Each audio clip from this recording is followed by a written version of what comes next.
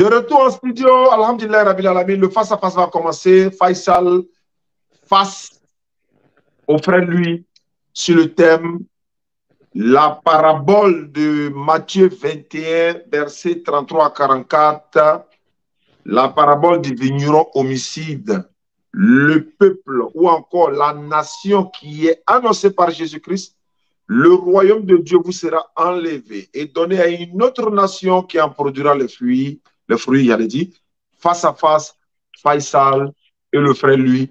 Moi, je suis le modérateur, donc nous allons commencer. Chaque personne aura 5 minutes d'introduction. On va donner la parole au frère lui. J'ouvre ton micro rapidement et je ferme les deux autres micros. Et puis, on va voir rapidement. Allons-y, le frère lui. Tu as 5 minutes d'introduction. Ce n'est pas à moi de commencer dans la mesure où c'est le frère Faisal qui a demandé le débat. Chaque fois que moi, je l'ai demandé, okay. c'est moi qui ai commencé. D'accord. Donc, Faisal, 5 minutes. À toi la parole. Ok. Alhamdulillah Rabbil Alamin. As-salatu was-salam ala Rasulillah wa ba'd. Désolé pour ma voix, je suis un peu grippé, mais on va faire avec, Inch'Allah. J'espère que vous m'entendez. Oui. Ok, Alhamdulillah Rabbil Alamin. Je remercie le maître de m'avoir invité sur l'émission. Je remercie également les frères qui sont là et le frère Louis en particulier avec qui je vais échanger, Inch'Allah. Je dis salam alaikum à tous les frères musulmans qui nous écoutent à travers le monde. Soyez bénis au nom du Seigneur qui a créé Jésus-Christ, c'est sa mère et sa grand-mère même. Et aux chrétiens, je dis shalom. Et à ceux qui ne sont ni musulmans ni chrétiens, je vous dis bonjour, bonsoir, conformément au temps qui fait chez vous. Donc aujourd'hui, Inch'Allah, avec la permission d'Allah, il ne s'agira pas de faire une supposition, une opinion, une prise de position, une extrapolation ou une proposition.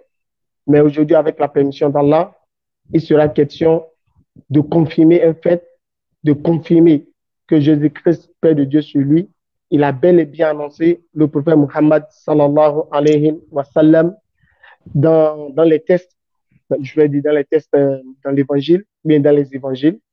Donc, il sera question de le prouver avec la permission d'Allah. Et ça, c'est une vérité, c'est accepté, agréé, validé, cacheté par Allah Azawajal, et personne ne peut prouver le contraire. Donc aujourd'hui, avec la permission d'Allah, ça sera un thème classique. Ce n'est pas un thème juger Dieu, n'est pas Dieu. On va un peu évoluer. Donc on va rentrer dans la profondeur de cette parabole. Donc Jésus-Christ, Père de Dieu sur lui. Dans cette parabole, ça résume à peu près le but de la mission de l'envoi des prophètes. Et ça montre ce pourquoi Jésus-Christ également lui-même, il a été invité, il a été envoyé plutôt. Et par la suite, Jésus-Christ nous fait une autre annonce d'une nation qui va venir après. Maintenant, quelle est donc cette nation? Il sera donc question de nous prouver sur la base. C'est pourquoi je dis, on va rester dans la parabole. Tout ce qu'on va dire, on reste dans la parabole. Et cette parabole, je dis à mon frère Louis de faire très attention parce que si tu interprètes, il y a la parabole, il y a maintenant l'interprétation de la parabole. Donc, si tu interprètes mal un seul thème, c'est fini. D'autant que tu vas voir, il n'y aura pas de cohérence dans ce que tu vas dire. Tu vois, donc, on va rester sur le thème, on va rester sur la parabole pour prouver quelle est donc cette nation sur la base des écrits bibliques. Avec la permission d'Allah, je vais m'en arrêter là. Donc, salam alaikum pour la chaîne. Bismillah. Wa alaikum salam wa rahmatullahi wa barakatuh. Frère, lui, on y va. 5 minutes d'introduction et ensuite on fera les 10 minutes de part et d'autre et on verra, Inch'Allah. Allons-y, frère, lui. Shalom, salam alaikum. Je remercie déjà le Seigneur de nous avoir permis d'être en vie aujourd'hui, de nous garantir de sa bonté chaque jour. Et je remercie aussi mes frères musulmans, frère Oustaz, frère Faisal, frère Abdulaziz, le frère, c'est le frère Clément. Hein. Ok, frère Clément, chrétien. Voilà, je vous remercie tous et je remercie aussi les téléspectateurs. Bien, je crois que la question ne devrait pas se poser. Nous savons tous que le peuple, disons, on va pas parler parlons plutôt de la communauté, voilà, plus exactement. La communauté qui s'identifie le plus à Jésus, ce ne sont pas les juifs, ce ne sont pas les musulmans, ce sont les chrétiens. D'ailleurs, le terme chrétien vient de Christ. Donc, imitateur de Christ, disciple de Christ. Et c'est le Christ qui a parlé. Donc forcément, la nation dont il s'agit, ou devrais-je dire la communauté plus exactement, la communauté dont il s'agit, c'est celle des chrétiens. Cela va plus précisément de ceux qui croient en Christ, de ceux qui croient en Christ comme Seigneur et Sauveur. Il n'y a aucune ambiguïté, aucune équivoque. Tout est clair. Voilà. Et c'est justement ce que je vais tenter de démontrer tout au long de ce débat par un argumentaire non seulement cohérent, mais aussi convaincant. Voilà. C'est tout ce que j'ai à dire.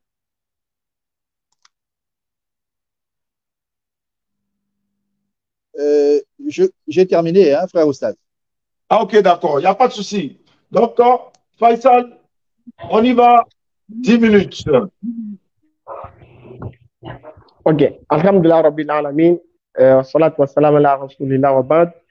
Donc, moi j'aurais voulu normalement qu'on commence en même temps l'échange direct parce que ça serait beaucoup plus intéressant encore que le temps est passé. Mais je ne sais pas si le frère lui est d'accord. Oui, non, il n'y a pas de problème, ça peut aller pour qu'on puisse gagner temps parce qu'on est un peu pris. Donc, je pense qu'il faut changer directement. Normalement. À l'échange, oui. Ok, d'accord. Oui, d'accord. Dans la parabole, je vais rapidement lire la parabole rapidement et te poser une question pour qu'on puisse commencer. D'accord? Il n'y a pas de problème. Ok. Donc, bismillah, Matthieu 21, verset 33. D'accord? Écoutez une autre parabole. Il y avait un homme, maître de maison, qui planta une vigne. Il l'entoura d'une haie. Il creusa un pressoir et bâtit une tour. Puis il afferma à des vignerons. Et quitta le pays. D'abord, le maître de maison, le maître de la vigne, c'est qui? C'est l'Éternel Dieu, tu es d'accord? Oui, je suis d'accord. Ok. Je continue. Il planta une vigne. La vigne représente quoi? Le peuple d'Israël. Bon, pas forcément. Parce que Jésus-Christ a donné l'explication. Non, en fait, Jésus-Christ a donné l'explication. La vigne représente le peuple d'Israël. D'accord. Est-ce que c'est le peuple d'Israël seulement qui a reçu les prophètes? En ce temps-là, qui recevait les prophètes? N'est-ce pas Israël? C'est pourquoi il dit, est-ce que c'est à partir du peuple d'Israël que Dieu a construit, que Dieu a créé la vie, ou bien avant? Le monde existait par les Israélites ou bien avant? Frère Faisal, est-ce que tu ne te rends pas compte que lorsque tu lis la Bible, tout n'a fait que conduire à la création d'Israël? Non, c'est pas ce que j'ai demandé. Je demande. Abraham a été. Je réponds à ta question. Calme-toi. Et c'est ta manière de procéder, c'est-à-dire tu accumules les questions, ce qui fait que moi, je n'ai pas la possibilité d'en poser à mon tour. Alors, laisse-moi le temps de répondre. Hein?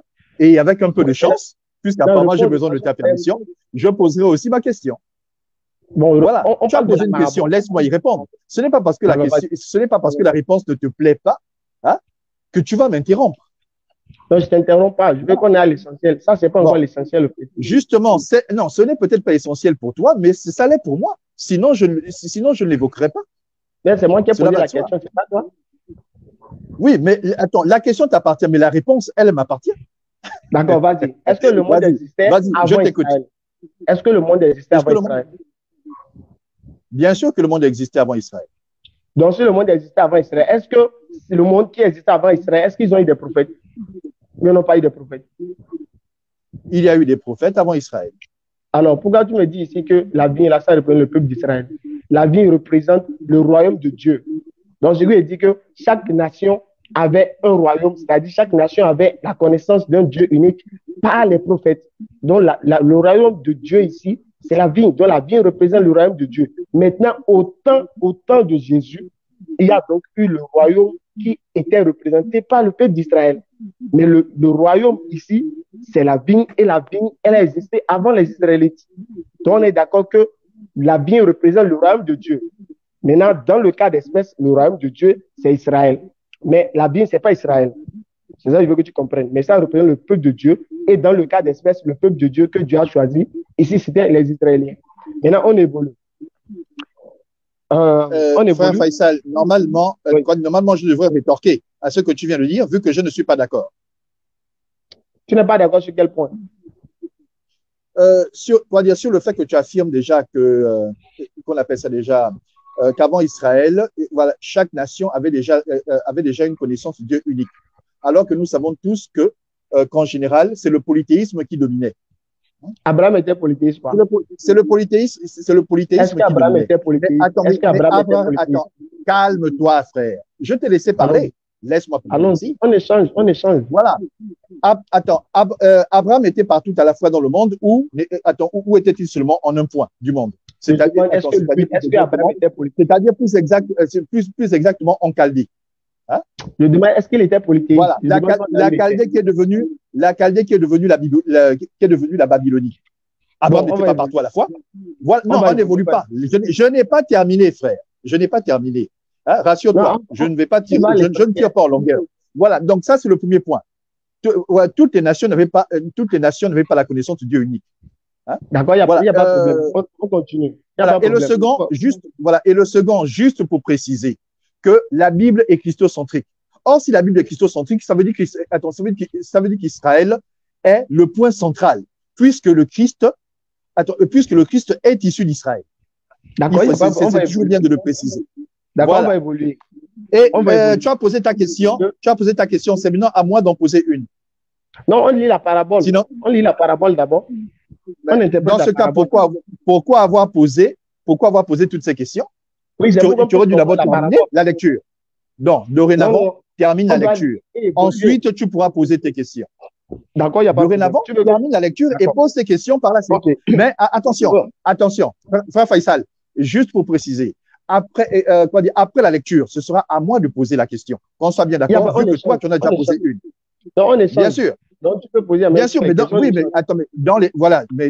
dans l'échange, justement, il y a locuteur, interlocuteur, locuteur. Voilà. Tu poses une question, j'en pose à mon tour. D'accord. Donc, finis la lecture et je poserai ma question. Oui. Non, c'est bon. Comme tu as déjà lu la parabole, c'est bon. Qu'est-ce qui se passe dans la parabole au moment de la récolte? On va aller à l'essentiel. Non, frère, tu as dit que tu lisais la parabole. Lis la parabole. Oui. Tu ne vas pas lire quand ça t'arrange et arrêter de lire quand ça te dérange. D'accord, c'est bon. Vas-y, c'est bon. Lis la parabole. Pas pour moi, mais pour les auditeurs. D'accord, c'est moi, mais pour les spectateurs. D'accord. Il y avait un homme, maître de maison, qui planta une vigne. Il l'entoura d'une haie. La haie représente quoi? Là encore, tu poses la question. Fini. Je veux juste savoir. Termine la lecture. Ensuite, tu poseras ta question. D'accord, c'est bon. Voilà. Là, il l'entoura d'une haie. Il creusa un pressoir et bâtit une tour. Puis, il la ferma à des vignerons et quitta le pays. Lorsque le temps de la récolte fut arrivé, il envoya ses serviteurs vers les vignerons pour recevoir le produit de sa vigne. Les vignerons s'étant saisis de ses serviteurs, battirent l'un, tuèrent l'autre et lapidèrent le troisième. Il envoya encore d'autres serviteurs en plus grand nombre que les premiers, et les vignerons les traitèrent de la même manière. Enfin, il envoya vers eux son fils, en disant, ils auront du respect pour mon fils. Mais quand les vignerons virent le fils, ils dirent entre eux, voici l'héritier, venez, tuons-le et emparons-nous de son héritage. Et ils se saisirent de lui, le jetèrent hors de la vigne et le tuèrent. Maintenant, lorsque le maître de la vigne viendra, que fera-t-il à ces vignerons? Ils lui répondirent, il fera périr misérablement ces misérables et il affermira la vigne à d'autres vignerons qui en rendront les fruits au temps de la récolte. Jésus leur dit, n'avez-vous jamais lu dans les Écritures, la pierre qu'ont rejetée ceux qui bâtissaient est devenue la principale de l'angle. C'est du Seigneur que cela est venu et c'est un prodige à nos yeux. Et c'est pourquoi je vous le dis, le royaume de Dieu vous sera enlevé et sera donné à une autre nation qui en rendra les fruits. C'est la fin de la parabole. Je repose ma question maintenant. qu'est-ce qui se passe dans la parabole au moment de la récolte? C'était à moi de poser la question, vu que tu en avais déjà posé une. Procédé de bon échange. Voilà. Non, rassure-toi, ma question n'est pas... Voilà. À qui s'adresse la parabole? Je ne sais pas. Bien. Ok, pose ta question. Non, toi, dis-moi ça. Au chef du peuple, c'est-à-dire pharisiens, c'est-à-dire sadducéens, pharisiens, scribes. D'accord. C'était ce peuple qui était devant lui, mais ça ne s'adresse pas qu'à eux. On est d'accord? Ah bon? Alors, oui. dans ce cas, il faudrait relire. D'accord, on va évoluer. Alors, c'est pas ce qui m'intéresse. Non. On est là pour se faire comprendre. Si je me rends compte d'un point d'ombre, j'en fais part, forcément. D'accord. Alors, lequel des deux? Oui. Alors, oui, le second. Ah. Voilà. C'est où?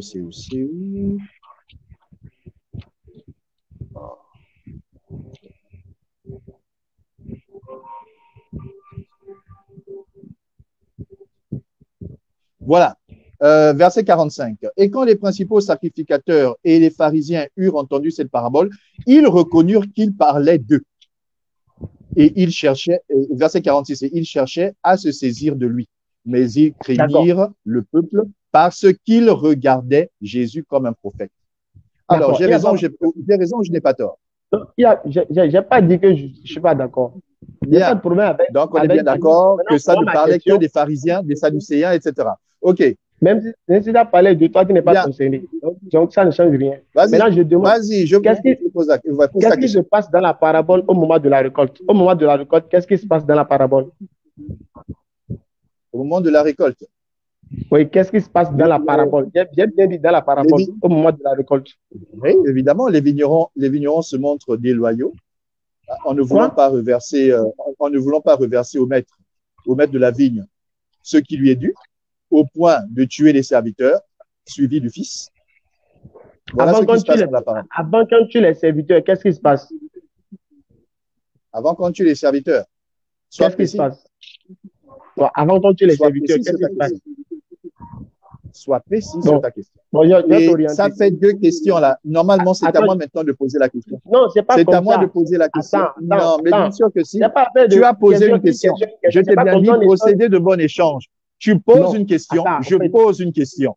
Bien sûr que si. Sinon, ça devient un interrogatoire. Le principe est très simple. Tu poses une question. Non, il n'y a pas de modération. Non. Moi, je vais essayer de modérer. Le principe est très simple. Il faut qu'on se comprenne. Le principe est très simple. Tu poses une question, je pose une question. C'est tout. Alors, dorénavant, choisis bien tes questions. Moi, j'ai jamais vu cet échange-là. Voilà. Tu me dis une question.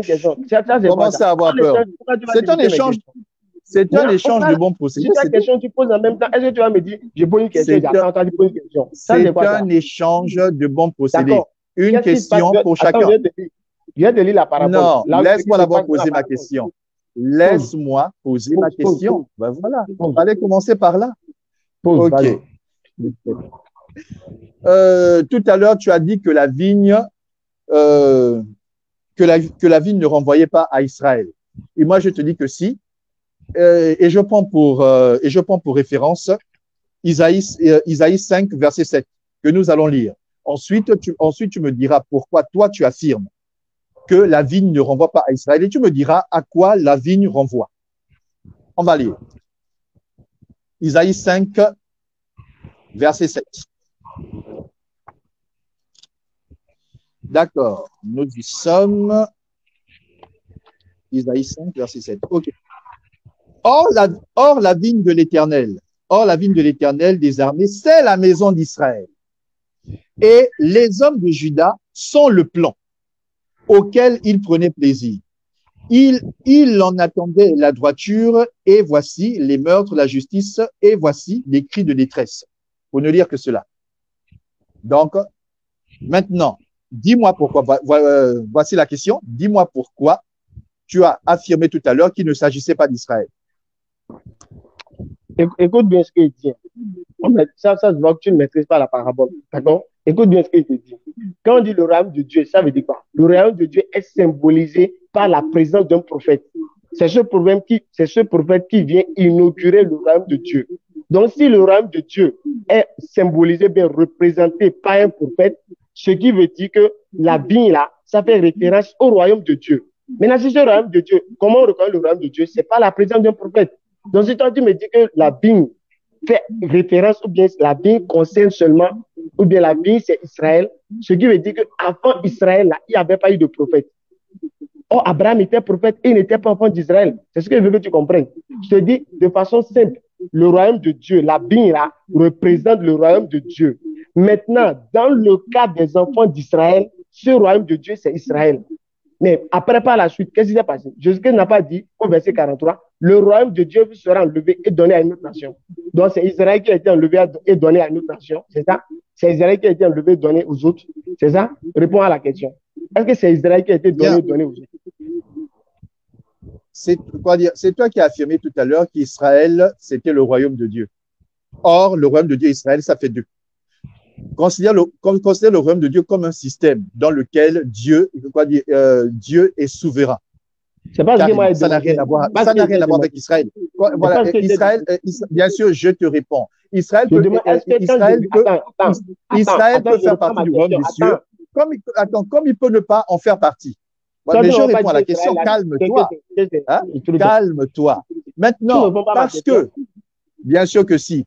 Alors, le fait que le royaume des cieux, est retiré aux pharisiens, aux scribes, bon, on va dire au chef du peuple, c'est simplement la conséquence de n'avoir pas pris soin du peuple de Dieu. Qu'est-ce qui a été confié? C'est la conséquence. Qu'est-ce qui a été confié? Qu'est-ce qui a été confié? C'est le peuple qui a été confié. C'est le peuple qui a été confié au chef du peuple. Les pharisiens, les scribes, les sadducéens. Hein? Attends. Comment tu fais pour ne pas comprendre ça? Attends, toi tu comprends. Doit-on relire Isaïe 5, verset 7? Attends, je viens. On va relire Isaïe 5, verset 7. On va relire. Attends. Isaïe 5, verset 7. La parabole. Non, ce n'est pas l'inspiration. Hein?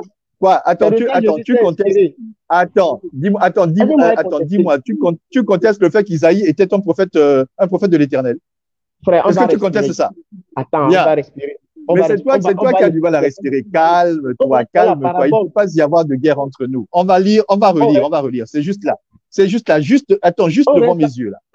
Or, la ville de l'Éternel des armées, c'est la maison d'Israël. Les hommes de Juda sont le plan auquel il prenait plaisir. Bon, maintenant, à partir de là. On va lire.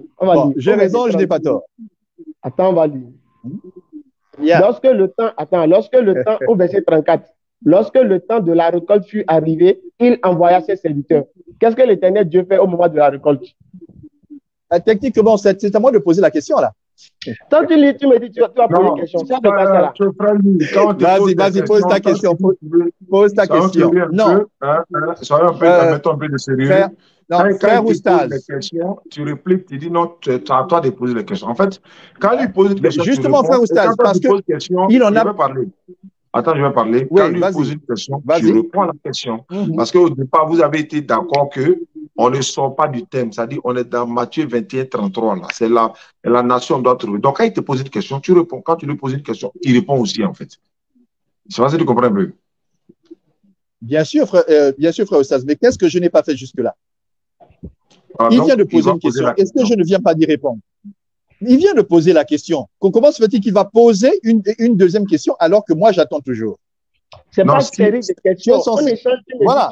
Tu es censé. Attends, mais justement, notre échange est fondé sur les questions et sur le fait de rétorquer. Maintenant, verset 34. Attends, toi, tu poses des questions.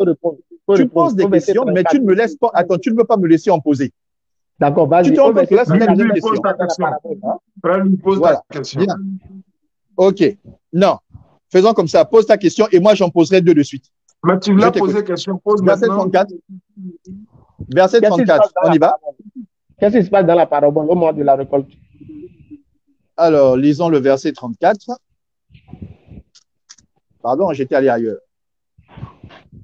Alors, Matthieu 21, 34. Nous y sommes. OK. La saison des fruits étant proche, il envoya ses serviteurs vers les vignerons pour recevoir les fruits de sa vie. Oui. Donc, au moment de la récolte, qu'est-ce qui se passe? Qu'est-ce que l'Éternel Dieu fait au moment de la récolte? Il envoie ses serviteurs. Il envoie ses serviteurs. Les serviteurs là sont qui? Pour recevoir les fruits. Les prophètes. Donc, je lui ai dit, au moment de la récolte, Dieu fait quoi? Bon, tu te rends compte que là, ça fait plusieurs questions. J'espère que tu vas aussi répondre aux miennes. Bien, vas-y. Vas-y, oui, oui. Donc, au moment de la récolte, Dieu envoie les prophètes. Tu es d'accord? Mais si je viens de te répondre. D'accord. Donc, je t'ai dit oui. Chaque fois. Donc, je lui ai dit, qui dit récolte, dit envoi de prophètes. Tu es d'accord?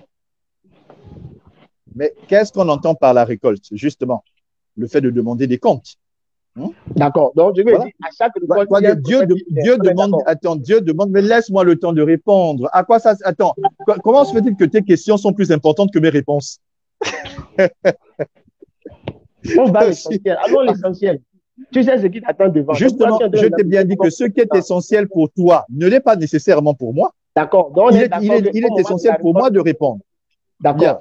Donc, la récolte, c'est simplement le fait pour Dieu de demander des comptes au chef du peuple. D'accord, c'est bon. Donc, bien, vas-y, je t'écoute. Donc, au moment de la récolte, qui dit récolte, dit envoi de prophète. On est d'accord. Tu disais? Donc, qui dit récolte, dit envoi de prophète. Évidemment. D'accord. Maintenant, est-ce qu'il y a eu une récolte après le départ du Fils Jésus? Est-ce qu'il y a eu de récolte après le départ de Jésus? Dans la parabole. Il a bien dit dans la parabole.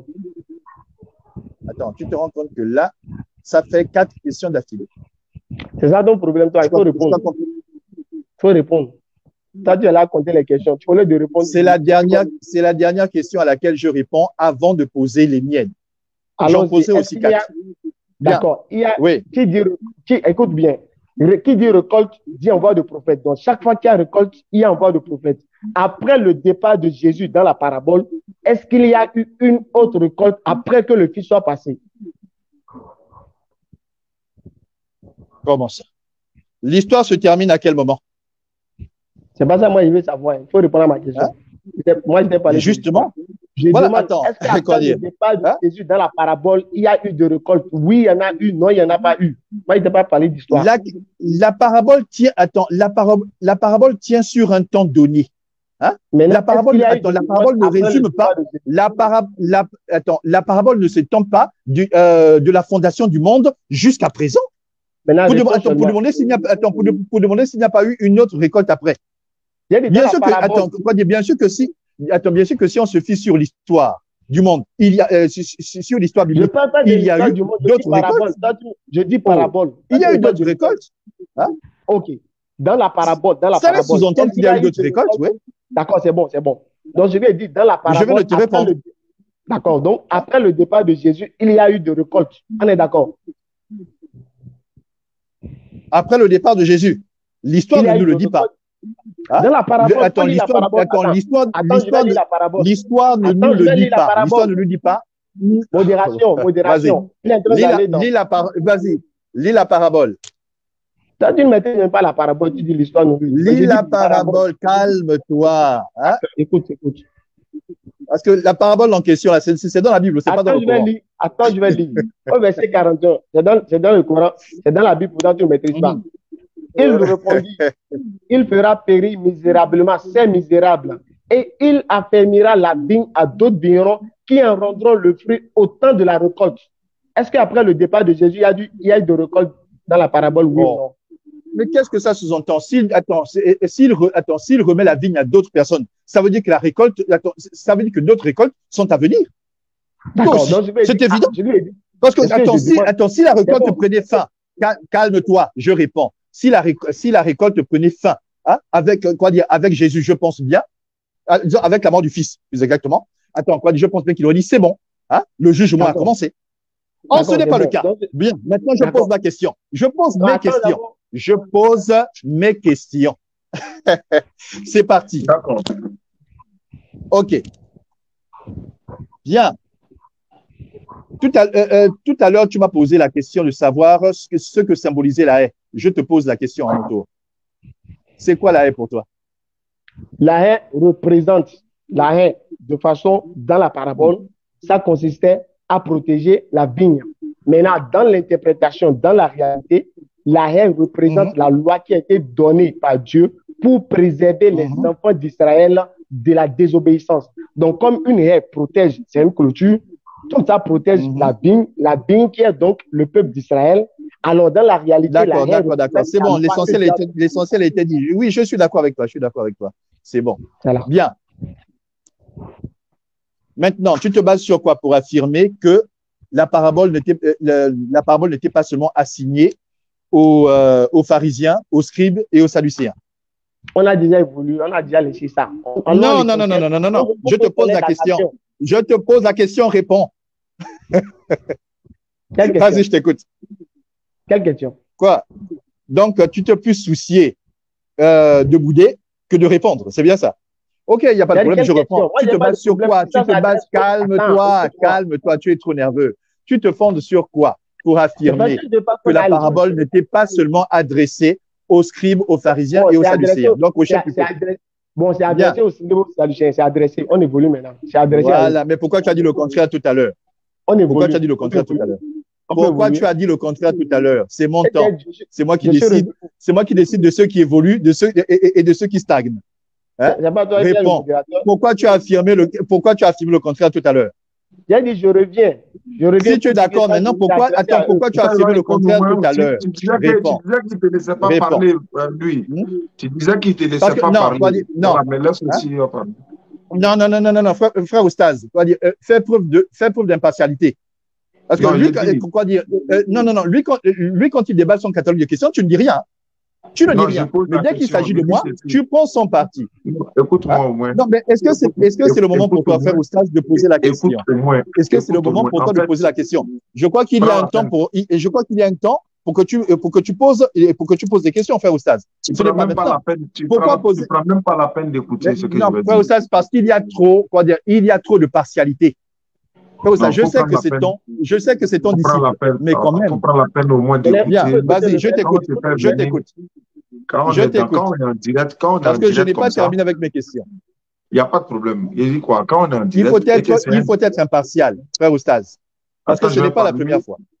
Je t'écoute. Moi, je pouvais ne pas te faire monter dans le live et puis ça ne va rien coûter. À quoi servait de ne pas te prendre? Mais il faut écouter au moins quand on parle. Je dis ceci. On a des responsables, on fait des lives, les gens nous suivent. Mais quand c'est la cacophonie comme ça, toi, tu te plaignais tout à l'heure pour dire qu'ils ne te laissent pas parler. Non? Oui, maintenant, quand c'est comme ça, tu poses des questions. Moi, je veux que ce soit un débat instructif. C'est-à-dire que l'autre pose la question, tu réponds à la question. Mais moi, je sens souvent que vous ne répondez pas aux questions. Mais quand c'est comme ça, je peux dire non, moi, je ne lui, réponds. Lui, je ne vais pas répondre. Non, mais je n'ai pas ça. Je vais dire, quand tu poses une question, lui, je vais terminer sur ça, vous allez continuer. Quand tu poses une question là, l'autre répond et puis on avance. S'il ne répond pas là, on va le recadrer. Si toi aussi tu ne réponds pas, on va te recadrer. Est-ce que c'est clair pour tout le monde? D'accord. Okay. Là, oui. OK. Allons-y. Maintenant, qui dit j'ai posé la question tout à l'heure. J'ai posé la question. C'est encore mon Quelle est la question? Hein? Voilà. Pourquoi avoir affirmé tout à l'heure qu'il ne s'agissait pas seulement des chefs du peuple? Et il a dit, je reviens. Si tu es d'accord avec moi. Moi, il n'y a pas de problème. Donc, prends comme tu veux. D'accord. Il n'y a pas de problème. Si ça s'adresse seulement aux Sadducéens, aux Juifs, il n'y a pas de problème. Ce n'est pas le plus important. Maintenant, la nation, c'est là la question. Très bien. Alors, sur quoi tu te... C'est la dernière. Hein? Sur quoi tu te bases pour affirmer qu'avant la création d'Israël, chaque nation avait une connaissance de Dieu unique? Je t'écoute. D'accord. Abraham, il n'était pas enfant d'Israël. Est-ce qu'Abraham ne connaissait pas Dieu? Abraham connaissait Dieu. Ce qui veut dire que la connaissance de Dieu n'a pas commencé avec les enfants d'Israël. Ça, c'est légitime, ça. C'est fini. Est-ce qu'il a répondu? Il n'a pas répondu vu qu'il a été hors cadre. J'ai demandé sur quoi il se basait. Je la réitère. Je lui ai demandé sur quoi il se basait pour affirmer que chaque nation, avant la création d'Israël, avant Israël, avant Israël, avait une connaissance du Dieu unique. Non, n'avait même pas une, mais la connaissance du Dieu unique. Il n'y a pas répondu, il a simplement parlé d'Abraham. Mais attends, soyons sérieux. Est-ce que Abraham, moi je n'interviens pas, je te pose la question, Abraham connaissait Dieu ou pas? Il faut qu'on prenne plus d'honnêteté aussi. Est-ce qu'Abraham connaissait Dieu ou pas? Frère Ostaz, est-ce que la question est non, sur... c'est une question, pourquoi on avance, frère? Est-ce que la question est sur Abraham? Non, frère Ostaz, ma question est très simple. Il a affirmé tout à l'heure, il a affirmé tout à l'heure qu'avant même Israël, donc avant la création d'Israël, chaque nation avait la connaissance du Dieu unique. Même pas une, mais la connaissance du Dieu unique. Oui, mais donc, attends, c'est pourquoi on te demande. Etc. Donc voilà, le monde entier avait déjà la connaissance du Dieu unique. Et je lui demande sur quoi il se base pour l'affirmer. Puisqu'on sait qu'à cette époque-là, c'est le polythéisme qui régnait. Alors, qui répond à la question? C'est lui qui a affirmé. Je suis en train de dire ceci. Donc, prends la peine quoi qu'il n'avait pas répondu. Moi, je suis le modérateur. On prend la peine d'écouter. Bien sûr. J'ai l'impression que quand c'est répondu, tu veux crier, et ce n'est pas une polémique. Mais attends, je te pose la question, frère Louis. Est-ce que Abraham connaissait-il Dieu ou pas? Réponds à ça d'abord et puis on va arriver au peuple. Nous, on va avancer. Frère Oustaz, est-ce qu'Abraham, c'était le monde? Est-ce parce que Abraham avait la connaissance du Dieu? Non, justement. Est-ce que parce qu'Abraham avait la connaissance du Dieu unique, que ça veut dire que le monde entier avait cette même connaissance? Frère Oustaz, la question est très simple. Il a affirmé que que chaque nation avait la connaissance du Dieu unique. Bon, Surat 16, 36. Surat 16, 36. Surat 16, 36. Quelqu'un pourrait dire parce que nous avons envoyé dans chaque communauté, dans chaque nation, un messager pour leur dire adorez Allah et écartez-vous du Togout. Allah dit dans chaque nation, il a envoyé un messager. C'est suffisant comme preuve. Ça peut aller. Dans ce cas, pourquoi alors le judaïsme et la d'accord. Okay. Non. Ok. S'il pose sa question, mais si je ne réponds pas à sa question si je ne réponds pas à sa question comme il le voudrait, qu'on ne me demande pas de développer. Il a donné la réponse. Bien, il a dit, il y a chaque nation, il y a même, voilà. Allons-y, frère. Moi, je veux qu'on avance. En fait, le frère, la partialité. Non, pose ta question. Attends, pose ta question. Ne nous attardons pas sur les dés. Pose ta question. C'est bon, attends, il va parler maintenant. Ok, maintenant on est d'accord que qui dit récolte dit envoi de prophète. Donc chaque fois qu'il y a récolte, Dieu envoie un prophète. Et on est d'accord qu'après la mort de Jésus. Attends, il a posé la question. Il est en train de préparer la question. Vas-y, je t'écoute. Dans la parabole, on est d'accord que qui dit récolte dit envoi de prophète. Donc chaque fois qu'il y a récolte, Dieu envoie un prophète. On voit qu'après le départ de Jésus dans la parabole, il y a eu une récolte. Qui est donc ce prophète qui est venu prendre cette récolte? Et il n'y a pas eu... On parle bien d'une parabole. Il dit, qui est donc le prophète qui est venu prendre la récolte après le départ de Jésus? Après le départ de Jésus, qui est le prophète? Qui est venu prendre la récolte qui a eu lieu après le départ de Jésus? Parce que qui dit récolte, Dieu envoie de prophète. Chaque fois qu'il y a récolte, Dieu envoie un prophète. Après le départ de Jésus, il y a eu une récolte. Qui est donc ce prophète qui est venu pour cette récolte? C'est qui? Qui est ce prophète?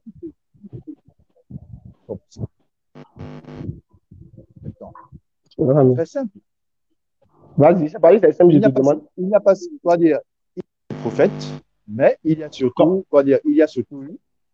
comme Agabus, par exemple, il y a eu des prophètes, comme Agabus. On en parle dans Actes des Apôtres. Non, calme-toi, je réponds. Oh. Mais là, ton maître ne dit rien. Lorsque tu m'interromps. Vas-y. Bien. D'accord. Ok. Bien. Avec, avec les apôtres, avec Jésus, il y a une autre dimension. On ne parle plus vraiment de prophètes. Bien sûr qu'il y a toujours des prophètes. On ne parle plus vraiment de prophètes. Maintenant, il y a les apôtres qui ont pris le relais. Les apôtres et d'autres disciples. Hein? Mais qui ont pratiquement eu une mission prophétique. À l'exemple de Pierre, Jean, Jacques, etc. Voilà. frère Louis, pardon, on reste dans la parabole.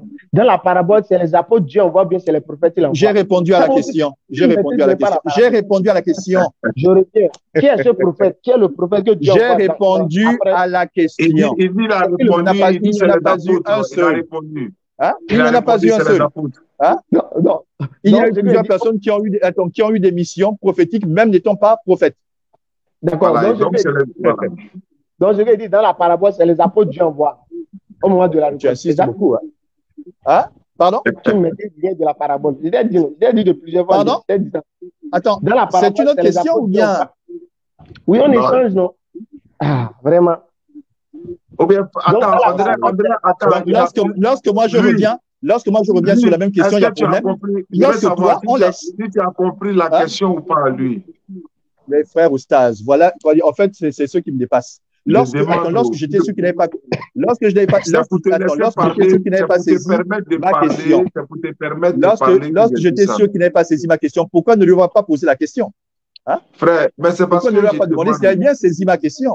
Tu aimes te plaindre. Hein? Moi, j'aime pas. Tu vois, quand tu aimes te plaindre toujours, c'est pas bien de te plaindre toujours. Alors que tu passes ici, je fais juste une remarque. Tu t'es jamais plaint comme ça. Tu t'es jamais plaint comme ça. Je ne sais pas pourquoi aujourd'hui tu te plains comme ça. Je pense que je vais t'avoir fait cette remarque, la frère Oustaz, sur la partialité. Il a répondu à la question. Il dit c'est les apôtres. Voilà, j'ai répondu. Passons à autre chose. Vas-y, je t'écoute. Maintenant, c'est les apôtres selon toi, bien selon la parabole. Pardon? C'est les apôtres Dieu envoie au moment de la récolte. C'est selon toi, bien c'est selon la parabole. Bien, je vais répondre par 1 Pierre 2, verset 9. On va lire? Vas-y, réponds par 1 Pierre 2. Attends, il va répondre. On va répondre par 1 Pierre 2, verset 9. Calme-toi. Oh, t'es trop agité. Vas-y. L'agitation est chez les chrétiens. Alors, si ça ne répond pas à la question, tu peux revenir. Là, il va lire. Bien. Alors, 1 Pierre 2, verset 9. Il y aura 10 minutes, s'il vous plaît. Nous y sommes. 1 Pierre 2. Voilà. OK. C'est Pierre qui parle, évidemment. Mais vous êtes la race élue, la sacrificature royale, la vertu de celui qui vous a appelé des ténèbres à sa merveilleuse lumière. Évidemment, on sait tous de qui Pierre parlait, n'est-ce pas? On t'écoute, il faut parler. Lui, c'est à toi de parler, il faut parler. Voilà. On sait tous de qui Pierre parlait. Il parlait de qui? Des disciples de Jésus. Donc des chrétiens. Ok. Faisal, voilà sa réponse. Le frère, lui, il ne maîtrise pas la parabole. Tu vois, il raconte des choses. J'ai dit dans la parabole là, c'est les prophètes Dieu envoie au moment de la récolte ou bien c'est les apôtres qui l'envoient. Bon, ça, c'est une question précise. Frère, question précise à laquelle j'ai déjà répondu. Tu veux la poser combien de fois? Maintenant, c'est les apôtres ou bien c'est les prophètes? Réponse simple, on avance. Bien, précisons une chose. Même si on affirme que les serviteurs sont principalement des prophètes, mais il n'y a pas eu que des prophètes qui ont exécuté la mission de Dieu. Aaron, par exemple, n'était pas un prophète. L'autre là, Salomon n'était pas un prophète. Pourtant, il a beaucoup contribué à ce que le nom de Yahvé soit connu. Donc, si Jésus, calme-toi, je réponds. Alors, Jésus a décidé que ce sont ses disciples et premièrement les apôtres qui devaient prendre le relais. Il y a eu des prophètes comme Agabus, hein? Voilà. Mais le rôle prophétique a principalement été confié aux prophètes et plutôt aux apôtres. Ok, Agabus là, il a été envoyé à quel peuple? Agabus là, il a été envoyé à quel peuple? Agabus a été envoyé à quel peuple? Tu me dis pourquoi il fait ça? Agabus vivait à Antioche. Il a été envoyé à quel peuple? Bien. Voilà. Comment ça? Mais je te dis qu'il exerçait à Antioche et à Jérusalem. Il a été envoyé à quel peuple? Aux païens. Aux païens. Parce que c'était le rôle d'Antioche. Hein? Dans le Mais il faisait partie de l'église d'Antioche. dans le verset. Dans le verset. On ne va pas pinailler. Dans le verset. C'est-à-dire que par rapport à ça, souvent là, préparez-vous sur les thèmes aussi, hein, les gars. Ah. Dans acte 11, hein? Acte 11. Verset combien? Ok, acte 11. Regardez, c'est plus. C'est d'un mot, acte 11. Acte 11. Bon, avant acte 11, je voulais dire ceci à tous ceux qui nous suivent à travers le monde. Il nous reste 5 minutes pour conclure. Quand il va trouver la réponse à Faisal, on va donner 2 minutes à le frère Charles, 2 minutes Abdelaziz, et puis également le frère lui aussi, et puis Faisal aussi. Chacun aura 2 minutes, 2 minutes. Donc ça va faire pour gagner du temps. Pour gagner du temps, je n'ai pas le passage en tête, mais il exerçait bien à Antioche. D'accord. C'est sa réponse. C'est sa réponse. Voilà. Donc, on va donner 2 minutes. Voilà, on va donner 2 minutes à le frère Clément. Clément, c'est ça? Clément. Oui, non, c'est pas pour lire verset biblique. C'est pas pour lire verset biblique. C'est pour conclure. Clément, tu es en train de préparer. Frère Oustaz. Oui, frère Oustaz. Il y a des équilibres là. Normalement, c'est avec ma série de questions qu'on aurait dû finir avant de donner la parole à nos invités. Parce que frère Faisal a été le premier à commencer. A été le premier. Est-ce qu'on est en train de. Est-ce que tu sais pas, c'est pas toi qui dois me dire ce que je dois faire? Ça veut dire quoi? Mais comment ça, frère Faisal? Comment ça, frère Oustaz? Il y a un ordre. Je donne la parole à mes 2 premiers invités avant de venir à vous. Tu dis c'est pas comme ça. Ça veut dire quoi? Ah, ben voilà, fallait commencer par la calme-toi, frère Oustaz. Alors, mais on est en train de faire le truc. Tu veux qu'on fasse comprendre? On te pose des questions, tu ne peux pas répondre. Oh, parce que. Allô? Ouais, oh, frère Oustaz, c'est pour ça que tu prends parti. Tu prends parti. Raymond, il faut répondre. Allons-y, le frère, lui. Bien. Bon, malgré la partialité, on fonce. J'ai retrouvé le passage que tu disais que je n'ignorais. En ce temps-là, acte 11, j'avais raison, à partir du verset 27, donc de 27 à 28. En ce temps-là, les prophètes descendirent de Jérusalem à Antioche. Et l'un d'eux, nommé Agabus, se leva et annonça par l'Esprit qu'il y aurait une grande famine par toute la terre, ce qui arriva en effet sous l'empereur Claude, que d'autres appellent Claude César. Je pense avoir répondu à la question. Bien, maintenant, ma série de questions.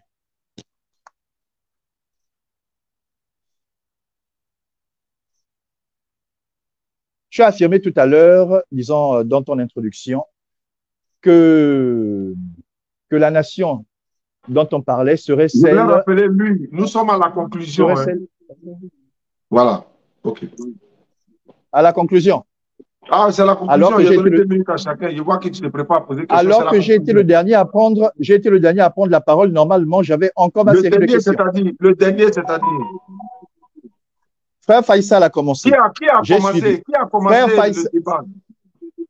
C'est frère Faisal le premier à avoir posé des questions. Oui, non. Donc, les questions de… J'aime trop te plaindre là. Pardon? Mais c'est frère Faisal. Frère Faisal a introduit. Frère Faisal a introduit. C'est comme ça, on fait. Tu as dit que c'est lui qui commence, non? Que c'est lui qui a demandé le thème. Donc, c'est toi qui termine. Après, lui termine. Lorsqu'il s'agit des… Attends, on va laisser la parole. Tu aimes trop te plaindre. Ah, c'est quoi ça? C'est que débatteur qui se plaint seulement. Arrête ça. C'est lui qui a commencé, non? C'est toi qui termine. Si ton boulot, frère Oustaz, était fait correctement, je me plaindrais moins. Frère, tu as 2 minutes ou bien il te reste encore 1 minute. On va finir. On ne va pas passer notre temps pour ici. Moi, je vais chercher des gens qui ont le niveau maintenant pour les envoyer dans le débat. Les gens comme ça, on ne peut pas les envoyer ici encore. Merci beaucoup. Allons-y rapidement. Tu as 2 minutes pour conclure. Ce n'est pas la peine. C'est bon? Ok. Merci beaucoup. Puisque je n'ai pas eu mon temps. Donc, c'est bon. Ok, merci beaucoup. Faisal, tu as 2 minutes pour conclure. Ok, alhamdulillah. En fait, le frère, en fait, il était tout le monde a vu, il était dans une incapacité. La parabole ne maîtrise pas. Donc, il cherche des arguments pour accuser le maître, son impartialité, c'est ça qui a fait qu'il n'a pas pu. Ça n'a rien à voir. C'est des prétextes, c'est des arguments. Depuis qu'il m'a parlé, quand j'avais lancé le défi sur la parabole, je l'ai dit, parabole, il faut faire attention. C'est pas avec Jésus, Dieu n'est pas Dieu. Fais attention sur la parabole. Si tu ne maîtrises pas, il ne faut pas venir. Et plusieurs fois, il m'a chauffé. Il était dans mon niveau seulement. C'est la dernière fois que j'ai appelé le maître, j'ai dit, bon, maintenant, on va programmer le frère Louis, on va finir avec. Vous avez vu? Quand il dit Agabus était prophète, c'est le prophète que Dieu a envoyé. Quel passage dit qu'Agabus était prophète et que c'est lui que Dieu a envoyé? De plus, Jésus dit quoi dans la fin de la parabole? C'est pour ça que le royaume de Dieu vous sera retiré et sera remis à une autre nation. Si le royaume de Dieu est représenté par un prophète, ce qui veut dire que si ce royaume est retiré aux Juifs et remis à une autre nation, ce qui veut dire que cette nation ne peut plus être une nation juive. Ce qui veut dire qu'on ne doit plus avoir un prophète juif après Jésus. Mais Agabus, ce qu'il dit là, pour lui, c'est un juif. Ça n'a pas de sens. C'est pourquoi nous on dit la parabole des biens homicides. La nation, le prophète qui est venu après la mort de Jésus dans la parabole de Dieu, ce prophète, c'est le prophète Muhammad sallallahu alayhi wa sallam, et personne sur cette terre ne pourra prouver le contraire. S'il y a un autre chrétien qui est prêt sur la parabole pour nous montrer que le prophète qui est venu après Jésus dans la parabole, que ce n'est pas Muhammad, marhaban bikum. Salam alaikum wa rahmatullahi wa barakatuh. Wa alaikum salam wa rahmatullahi wa barakatuh. D'accord, Très merci cher frère Raymond. Merci à toi Abdelaziz. On va revenir ici avec un autre pasteur. Oui, J'aimerais juste un mot. J'aimerais juste un mot.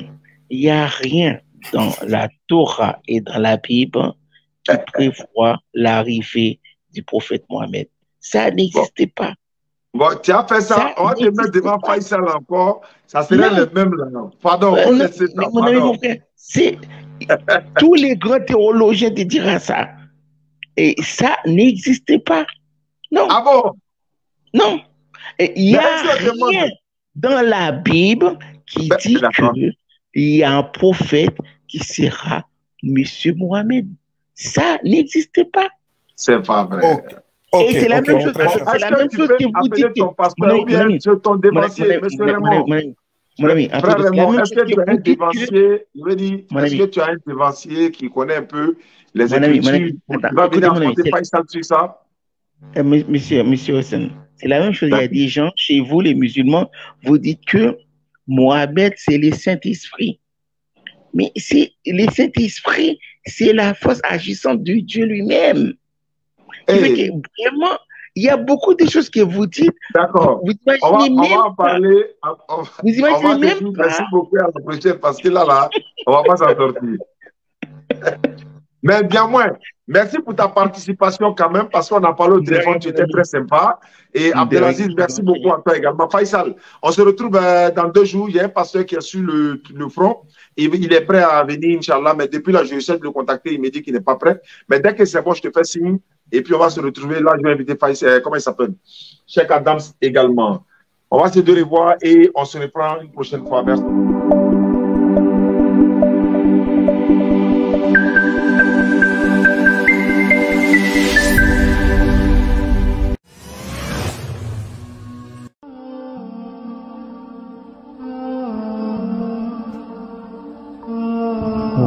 Salam alaikum, maître.